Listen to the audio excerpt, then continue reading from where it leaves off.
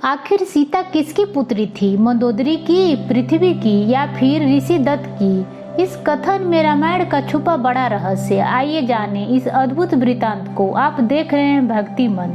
त्रेता युग में जब लंकापति रावण तीनों लोक पर अधिकार पाने के लिए तप कर रहा था, उसके तप से उत्पन्न तेज के कारण सारा संसार जलने लगा था। यह देख सभी देवता ब्रह्मा जी के पास पहुँचे और इस स्थितियों से बचने की कामना की।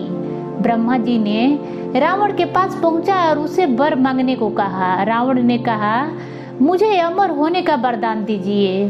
ब्रह्मा जी ने वरदान देने में असमर्थता जताई। तब रावण ने कहा कि प्रभु मुझे ऐसा वर दीजिए जिससे कि मुझे सूर, असुर, पिशाच, नर, किन्नर या अप्सरा कोई भी न मार सके। अद्भुत रामायण में वर्णित है कि रावण ने एक बार यह भी कहा था कि अज्ञान से अपनी कन्या पर आसक्त हूँ तब मेरी मृत्यु हो।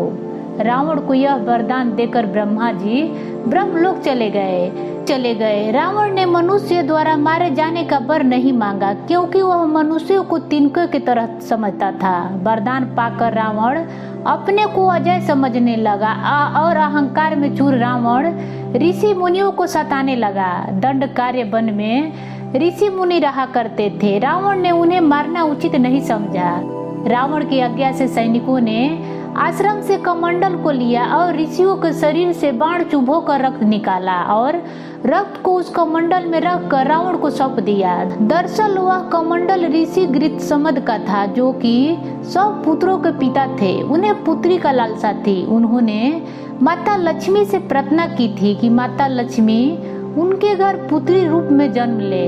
गृत्समद ऋषि ने पुत्री के प्राप्ति की आकांक्षा के साथ दूध को अभिमंत्रित कर कुश के अभ्र भाग कमंडल में रख दिया था। यह वही कमंडल था जिसमें रावण ने उन ऋषि मुनियों का रक्त भर लिया था। उसे लंका पहुंचकर वह कमंडल अपने पत्नी मंदोदरी को दिया और कहा कि इस कमंडल में विषैला रक्त भरा है, इसे संभाल कर रखना, ये किसी को मत देना। रावण विश्व विजेता बनने के अहंकार में चूर हो गया था। उसने देवों, यक्षों, गंधर्वों को कन्याओं का अपहरण कर मंदाचर के मेरु वन में रहने लगा। मंदोदरी को यह सब ठीक नहीं लगा। उसने मर जाना ही ठीक समझा। अचानक मंदोदरी को रावण द्वारा दिए गए विष रक्त का भरे कमंडल की याद आई। उसने कमंडल का सारा रक्त पी लिया।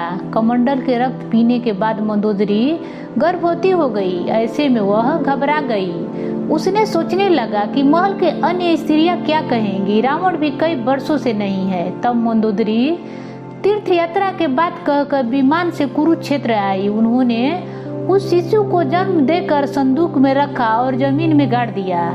कथन अनुसार मिथिला के राजा जनक के राज्य में कई सालों तक बारिश नहीं हुई थी। राजा जनक चिंतित थे और ऋषि मुनियों से जाकर इस समस्या का समाधान पूछा।